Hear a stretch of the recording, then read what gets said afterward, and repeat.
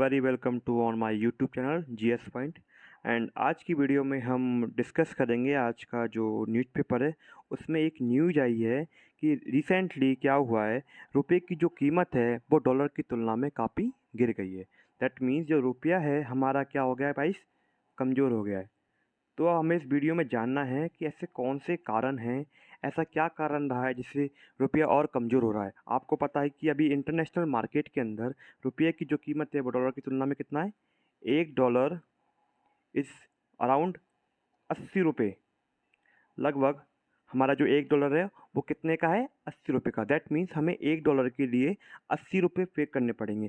So in this video we will discuss what are the impact, उसका impact क्या पड़ेगा, ऐसे क्या कारण रहे हैं जिसकी वजह से रुपये की कीमत घट रही है। ठीक है गाइस, तो डिस्कस करते हैं इस वीडियो में। देखिए आज की न्यूज़ क्या है कि रुपये की धमक घटी और रुपया जो है वो यूरो येन पाउंड, रुपया जो है यूरो येन पाउंड से कहीं ज़्यादा गिर गया है। तो गाइस इन दिस वीडियो हम डिस्कस करेंगे कि क्या रुपया क्यों घट रहा है। तो ठीक है, शुरुआत करते हैं। सबसे पहले आज का इस जो करंट न्यूज़पेपर है इसके बारे में मैं आपको थोड़ा सा बता दूं, उसके बाद हम अलग से इसको डिस्कस करेंगे। तो तो न्यूज़ ये आई है गाइस कि रुपये की जो वैल्यू है वो 80 रुपये से ज़्यादा निकल चुकी है और जो इंटरनेशनल मार्केट में इसका प्राइस काफ़ी बढ़ गया है। इसके काफ़ी सारे रीजन्स हैं, डिफरेंट डिफरेंट रीजन्स हैं। हम उसको वन बाई वन डिस्कस करेंगे और उसके क्या इम्पैक्ट पड़ेंगे वो हम देखते हैं। ठीक है गाइस, तो इसके हम देखते हैं। तो ऐसे कौन से कारण हैं, क्या रीजन्स ऐसे रहे हैं जिसकी वजह से रुपये की वैल्यू गिर रही है। तो फर्स्ट ऑफ ऑल आपको रुपये की कीमत डिसाइड करने से पहले हम देखते हैं कि it's depend on the demand and supply. जो रुपयों की वैल्यू है वो डिपेंड करती है डिमांड एंड सप्लाई पे। दैट मीन्स अगर मार्केट में डिमांड ज़्यादा है, किसी भी चीज़ की मार्केट में अगर डिमांड ज़्यादा है, मैंने क्या बोला गाइस, अगर अगर किसी भी चीज़ की मार्केट में डिमांड ज़्यादा है दैट मीन्स उसको लोग ज़्यादा इसको डिमांड कर रहे हैं तो उसकी वैल्यू क्या हो जाती है, मार्केट में बढ़ जाती है। फॉर एग्ज़ाम्पल अगर मार्केट में डॉलर की डिमांड ज़्यादा है तो डॉलर की वैल्यू बढ़ेगी। सिमिलरली अगर मार्केट में किसी चीज़ की सप्लाई ज़्यादा है तो उसकी वैल्यू क्या होती है गाइस, कम होती है। अभी हो क्या रहा है, मार्केट के अंदर जो अमेरिकन डॉलर है उसकी डिमांड रिसेंटली बढ़ गई है जिसकी वजह से जो डॉलर का रेट है वो कितना पहुंच गया है रुपये की तुलना में, 80 पहुंच गया है। तो आपको पहला पॉइंट ये याद रखना है कि रुपये की जो वैल्यू है it's depend on the demand and supply. अब सेकंड पॉइंट कि ऐसा रिसेंटली एकदम से क्या हुआ है जिसकी वजह से रुपये की वैल्यू बढ़ी है। आपकी डिमांड एंड सप्लाई तो पहले काफ़ी टाइम से थी। तो सबसे मोस्ट इम्पॉर्टेंट जो है वो है Ukraine and Russia war. Guys सबको पता है कि करंट पिछले 4 से 5 मंथ से ये जो यूक्रेन और रसिया का वार कंटिन्यूली चला हुआ है, अभी भी वहाँ पे शांति बहाल नहीं हुई है। तो इसके क्या हुए हैं, इस पे पूरा क्या कैसे इसके कारण हो रहे हैं जिसकी वजह से क्या क्या इम्पैक्ट पड़े हैं, जैसे रुपये की वैल्यू गिर गई है। तो कुछ कारण हैं। पहली बात, जब वॉर चल रहा है वॉर की वजह से क्या होता है, ग्लोबल मार्केट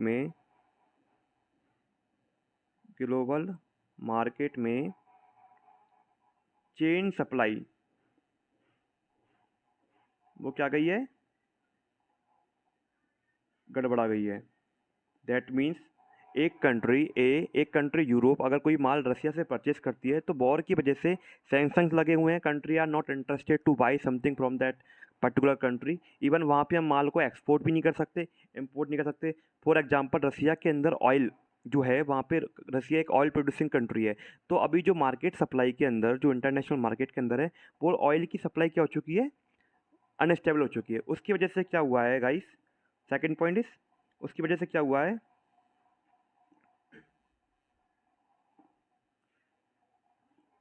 उसकी वजह से क्या हुआ है, ऑयल का जो प्राइस है, ऑयल का प्राइस इंटरनेशनल मार्केट के अंदर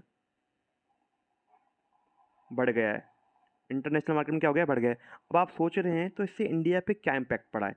मैं आपको बता दूं, जो हमारा इंडिया है, इंडिया के अंदर 16% जो ऑयल है उसको हम प्रोड्यूस करते हैं और अराउंड 84% जो ऑयल है उसको हम इंपोर्ट करते हैं। दैट मीन्स हमारी जो डिपेंडेंसी है वो किस पे ज़्यादा है, इंपोर्ट। इंपोर्ट मतलब उसको हम आयात ज़्यादा करते हैं। ऐसे में जब किसी चीज़ को मोर एंड मोर इंपोर्ट करते हैं तो किसी कंट्री से हम करते हैं तो उसको हमको बदले में क्या देना है, एक फॉरेन करेंसी। लेट सपोज हम रसिया से ऑयल परचेस करते हैं तो ऑयल परचेस करने के बदले उसको हम क्या देंगे, डॉलर देंगे। और आपको पता है कि जब कोई चीज़ महंगी है, ऑयल इंपोर्ट महंगा है, मार्केट में ऑयल की प्राइस महंगी है, तो उसे हमें ज़्यादा पे करना पड़ेगा। इसका मतलब हमारा डॉलर की तुलना में रुपया क्या है, कमज़ोर है। ठीक है गाइस, तो सेकंड पॉइंट ये हो गया। तो पहला पॉइंट हमने क्या पढ़ा, क्या रीजन रहा, पहला पॉइंट है यूक्रेन रसिया वॉर। उसकी वजह से क्या हुआ, मार्केट के अंदर ग्लोबल चेन सप्लाई क्या हुई, इम्पैक्ट पड़ी है। सेकंड पॉइंट क्या है, ऑयल की प्राइस मार्केट में क्या हुई, इंटरनेशनल मार्केट में बढ़ गई है। ठीक है, अब थर्ड पॉइंट इस, और क्या क्या कारण रहे जिसकी वजह से रुपया गिर रहा है। तीसरा पॉइंट है अमेरिकन इन्वेस्टर्स का इंडिया के मार्केट से अपना पैसा वापस लेना। हुआ क्या है, हमारे इंडिया के अंदर जो काफ़ी सारे फॉरेन इन्वेस्टर्स हैं वो इन्वेस्ट करते हैं, और वो इन्वेस्ट किस में करते हैं, एक फॉरेन करेंसी में। That means like dollar, euro, yen, इस करेंसी में वो क्या करते हैं, इन्वेस्ट करते हैं। उसमें से अमेरिकन इन्वेस्टर्स ज़्यादा हैं। तो ऐसे में क्या हुआ है, अभी तक हमारा इंडिया था उसका जो इंटरेस्ट रेट था वो ज़्यादा था। मतलब आज कोई कोई भी अमेरिकन अगर इन्वेस्टर इंडिया के अंदर इन्वेस्ट करता है तो इंडिया जो आरबीआई है वो उस इन्वेस्टर्स को ज़्यादा इंटरेस्ट रेट पे करता है, मतलब ब्याज दर ज़्यादा देता है। अब हुआ क्या है, अमेरिका ने, हुआ क्या गाइस, अमेरिका ने अपनी कंट्री के अंदर क्या किया, इंटरेस्ट रेट को बढ़ा दिया है। मतलब जब इंटरेस्ट रेट इंक्रीज हो गई है तो अब इंडिया की तुलना में अमेरिका में इंटरेस्ट रेट ज़्यादा है। ऐसे में क्या हुआ, सारे इन्वेस्टर जो थे वो इंडिया से अपना पैसा निकाल कर अमेरिका में ले गए। उसकी वजह से क्या हुआ गाइस, इंडिया के अंदर किस चीज़ की कमी आई, इंडिया के अंदर डॉलर कम पड़ा। इंडिया के अंदर डॉलर, क्योंकि इन्वेस्टर्स ने अपना पैसा इंडिया से निकाला और कहाँ ले गए, अमेरिकन को, तो इंडिया के अंदर डॉलर कम पड़ा। सेकंड चीज़, जो हमारा फॉरेक्स रिजर्व है वो कम हुआ। फॉरेक्स रिजर्व मतलब इंडिया को 200 करोड़ का एक बफर रिजर्व अपनी इंडिया के अंदर मेंटेन करना होता है। इसके अंदर फॉरेन करेंसी प्लस गोल्ड इस पर मेंटेन करना होता है। तो उसमें क्या हुई, कमी हुई। तो क्या हुआ, डॉलर्स की कमी आई, फॉरेन रिजर्व कम हुआ। और थर्ड पॉइंट इस, इन्वेस्टर जब इंडिया से निकल गए तो क्या हुआ गाइस, इंडिया के अंदर FDI that mean foreign direct investment में भी क्या आई, कमी हुई। तो इससे क्या हुआ, मार्केट के अंदर जो डॉलर की डिमांड है इंडिया के अंदर वो सडनली एकदम बूस्टअप हुई, और जब डिमांड बढ़ती है तो उसकी वैल्यू डॉलर की बढ़ जाती है। ऐसे में इंडिया की वैल्यू क्या हुई, कम हुई। ठीक है, अब अगला पॉइंट क्या है, क्यों बढ़ी। आपको पता है कि इंडिया के अंदर काफ़ी टाइम से क्या है गाइस, इन्फ्लेशन ज़्यादा है। जब किसी भी चीज़ की इन्फ्लेशन ज़्यादा होती है, इंडिया के अंदर इन्फ्लेशन ज़्यादा है, तो ऐसे में क्या होता है, इन्फ्लेशन ज़्यादा होती है तो उस कंट्री की करेंसी की वैल्यू कम हो जाती है। फॉर एग्जांपल सपोज कोई एक पेन 5 रुपये का आता था, ठीक है, तो डैट मीन्स 10 रुपये में हम 2 पेन परचेज कर रहे थे। लेकिन अभी उस पेन की कीमत बढ़कर कितनी हो गई, एक पेन की कीमत 10 रुपये हो गई। ऐसे में हमें एक पेन के लिए 10 रुपये पे करना पड़ेगा। दैट मीन्स हम एक पेन के लिए ज़्यादा पैसा पे कर रहे हैं। इसका मतलब हमारा जो रुपया है पहले की तुलना में गिर गया है। जब रुपया गिर जाता है, करेंसी गिर जाती है, ऐसे में क्या होता है, परचेजिंग पावर जो हमारा जो क्रय शक्ति क्षमता है वो भी क्या हो जाती है, कम हो जाती है। तो उसकी वजह से क्या हुआ, रुपया कमज़ोर हुआ है। ठीक है, तो these are the some factors जिसकी वजह से क्या हुआ है, मार्केट के अंदर डॉलर की कीमत इंक्रीज हुई है और उसकी तुलना में रुपये की कीमत कम हुई है। अब now we will discuss in this video कि हम आखिर रुपये की वैल्यू को डिसाइड कैसे करते हैं, क्या ऐसे कौन कौन से फैक्टर्स हैं जिसकी वजह से रुपये की वैल्यू डिसाइड होती है।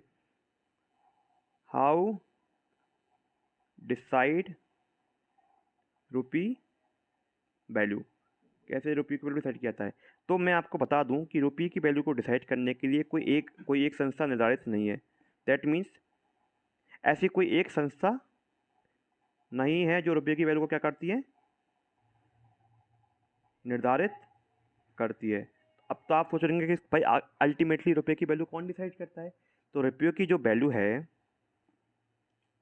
It is based on demand and supply of market. That means market के अंदर जो डिमांड एंड सप्लाई है उसके अकॉर्डिंग रुपये की वैल्यू डिसाइड होती है। ठीक है, तो रुपये की किसके ऊपर डिपेंड करती है? मार्केट के अंदर demand and supply. For example अभी रिसेंटली क्या हो रहा है कि मार्केट के अंदर डॉलर की कीमत की डिमांड ज़्यादा है, तो ऐसे में क्या हुआ, रुपये की वैल्यू गिर गई है। ठीक है, इसके अलावा भी और भी काफ़ी सारे रीजन्स हैं जिसकी वजह से रुपये की वैल्यू डिसाइड होती है। लाइक हम कुछ फैक्टर्स को करेंगे, कौन कौन सा ऐसे फैक्टर्स है जिससे डिसाइड होती है। तो हमने एक पॉइंट तो पढ़ा है, मार्केट के अंदर क्या आती है? इन्फ्लेशन आती है, महंगाई। तो उससे क्या होती है, उस कंट्री की करेंसी क्या हो जाती है? गिर जाती है। ठीक है, सेकंड, फोर्थ वन इज ब्याज दर, interest rate. For example RBI अगर किसी भी इन्वेस्टर्स को अगर ज़्यादा इंटरेस्ट पे कर रहा है, तो दूसरी कंट्री के, इवन अपनी कंट्री के लोग उसकी तरफ अट्रैक्ट होंगे, तो ज़्यादा से ज़्यादा क्या करेंगे? इन्वेस्टमेंट करेंगे। अगर इन्वेस्टमेंट ज़्यादा आएगी तो हमारा जो रुपया है वो क्या होगा? मजबूत होगा, हमारी कंट्री के अंदर मोर एंड मोर डॉलर्स आएंगे। ठीक है, the last point is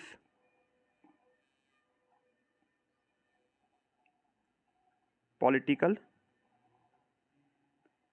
stability and economic development of that country.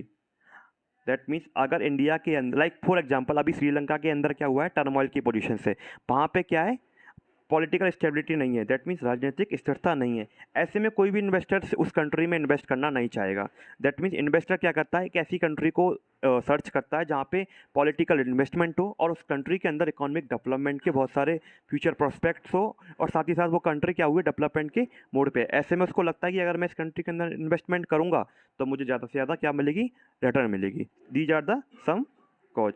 अब हम देखते हैं कि जब रुपये की वैल्यू गिर जाती है, गाइस रुपये की वैल्यू गिरती है तो ऐसे उसका इम्पैक्ट क्या क्या पड़ता है, किस किस पे इम्पैक्ट पड़ता है? तो ठीक है, अब इसमें लिखा हुआ है कि अगर रुपये की वैल्यू जब गिरती है तो क्या इम्पैक्ट पड़ेगा। तो इसमें लिखा हुआ है आम आदमी पर रुपये का क्या होगा? असर होगा।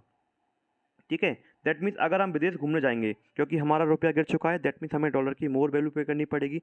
अगर हम विदेश घूमने जाते हैं तो हमको क्या है, डॉलर वहाँ पे ज़्यादा खर्च करना पड़ेगा, तो वहाँ पे क्या होगा, हमारा रुपया कमज़ोर हो गया। मतलब विदेश में पढ़ना, विदेश में घूमना जाना अब क्या हुआ? महंगा हुआ। इवन अगर हम कोई चीज़ इम्पोर्ट कर रहे हैं, अगर इम्पोर्ट करते हैं तो हमें क्या देना पड़ता है? डॉलर। अब तो डॉलर ज़्यादा देंगे तो रुपया हमारा उसकी तुलना में कमज़ोर है, तो उस पर क्या होगा?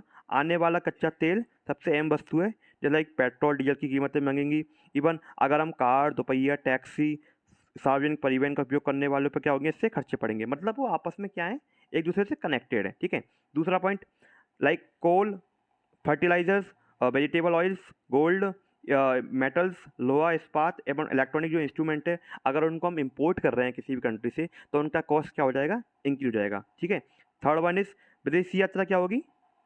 महंगी होगी। छुट्टी मनाने वालों पर ज़्यादा खर्चा होगा। ठीक है, फोर्थ पॉइंट इज हमारे इंडिया से काफ़ी सारे स्टूडेंट्स जो फॉरेन कंट्री में एजुकेशन को अटेन कर रहे हैं, तो एजुकेशन को अटेन करना भी क्या होगा? महंगा होगा। ठीक है, तो सो हमने आज का इस वीडियो में सारे चीज़ें देखी कि कैसे रुपये की वैल्यू गिरने से क्या क्या इम्पैक्ट पड़ते हैं। In the end of the video हम इसके पॉजिटिव और इस वैल्यू के गिरने के पॉजिटिव इम्पैक्ट और नेगेटिव इम्पैक्ट देख लेते हैं एक बार। इसका क्या पॉजिटिव इम्पैक्ट है और क्या नेगेटिव इम्पैक्ट है। तो नेगेटिव इम्पैक्ट में हमने पढ़ लिया कि हमारा क्या हो जाएगा, इम्पोर्ट मतलब आयात क्या होगा, महंगा हो जाएगा। अगर हम दूसरी कंट्री से परचेस करते हैं तो हमें ज़्यादा से ज़्यादा रुपया देना पड़ेगा। अब पॉजिटिव इम्पैक्ट में क्या है, आपको पता होना चाहिए कि अगर जब रुपये की वैल्यू गिर जाती है तो और डॉलर की वैल्यू बढ़ती है तो उससे हमें फ़ायदा क्या है। इससे फ़ायदा किस पे पड़ेगा, मेनली एक्सपोर्ट पे। अब फ़ायदा कैसे पड़ेगा, आप अगर किसी दूसरी कंट्री को कोई सामान बेच रहे हो, कोई चीज़ का निर्यात कर रहे हो, सपोज मैं 100 पेन किसी कंट्री को निर्यात कर रहा हूँ और उनका टोटल कॉस्ट कितना है, 1000। ठीक है, 1000 रुपये। तो ऐसे में क्या होगा कि वो कंट्री को जब मैं एक्सपोर्ट करूँगा तो वहाँ से मुझे ज़्यादा से ज़्यादा क्या मिलेगा, डॉलर मिलेगा, और आपको पता है डॉलर की वैल्यू रुपए की तुलना में ज़्यादा है, तो मतलब मेरे पास ज़्यादा डॉलर आएगा। सिमिलरली अगर आप इंपोर्ट की बात करें तो आप किसी कंट्री से परचेज़ कर रहे हो, परचेज़ करने का मतलब हमें उसे अब पे करना पड़ेगा। पे किस में करेंगे उस कंट्री को? डॉलर में। तो डॉलर की वैल्यू ज़्यादा है तो हमें ज़्यादा पे करना पड़ेगा, इसका मतलब इंपोर्ट महँगा है। तो थैंक यू गाइस, आपको अगर ये वीडियो पसंद आए तो कृपया मेरे चैनल को सब्सक्राइब कीजिए और इस वीडियो को लाइक कीजिए। और ऐसे ही आपका ये जो चैनल है और आपका जो ये अमित आपके लिए नई नई वीडियो आएंगी। ठीक है गाइस, थैंक यू।